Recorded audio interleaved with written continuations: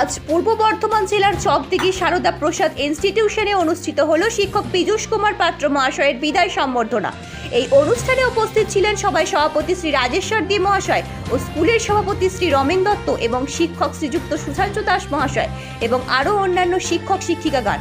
আজকের এই দিনটিতে সমস্ত শিক্ষক শিক্ষিকা ও স্কুলের ছাত্রছাত্রীবৃন্দ উপস্থিত ছিলেন। প্রত্যেকেই পীযূষ কুমার পাত্র মহাশয়ের প্রতি বিদায় সম্বর্ধনা জানান।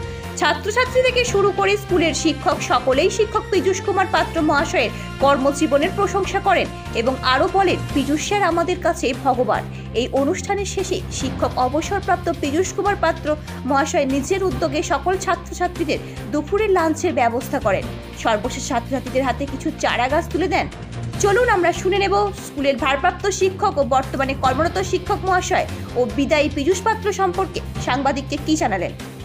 পূর্ব বর্ধমান থেকে আশিস কুমার ঘোষের রিপোর্ট, হুগলি বার্তা।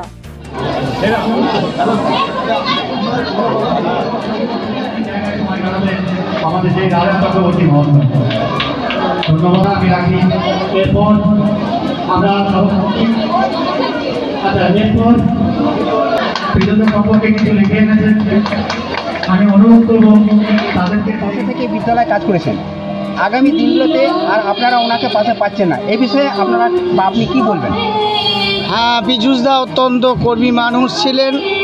আমাদের এই বিদ্যালয়ের একজন শুধু করণিক হিসেবে নয়, শিক্ষকের ভূমিকায় সায়েন্স সাবজেক্টে ব্যাপক উনি ক্লাস করেছেন এবং আমাদের সাহায্য করেছেন। আগামী দিন আমরা যথেষ্ট ওনার অভাব অনুভব করব, কারণ এই মুহূর্তে আমাদের স্টাফ প্যাটার্নে অনেক শিক্ষকই নাই। সেই হিসাবে আমরা খুব অভাব বোধ করব।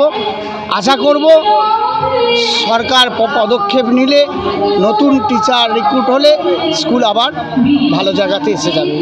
কর্মজীবনে আপনাদের সঙ্গে ওনার সম্পর্ক কেমন ছিল? অত্যন্ত মধুর। ওরকম মাটির মানুষ পাওয়া যায় না। রাগ নয়, কোনো ধরনের খারাপ কোনো কিচ্ছু আমরা এই 17.5 বছরে ওনার কাছে দেখতে পাইনি। স্কুল প্রাণ মন এবং ছাত্র প্রাণ মন, এরকম মনের মানুষ শিক্ষকতার মতো পবিত্র কাজে এসে উনি নিজেকে যথেষ্ট প্রমাণ করে দিয়েছেন। আপনার নাম পরিচয় দিন। আমার নাম সুশান্ত দাস, চকদিঘি সারদা প্রসাদ ইনস্টিটিউশনের আমি একজন ভূগোলের শিক্ষক। ধন্যবাদ।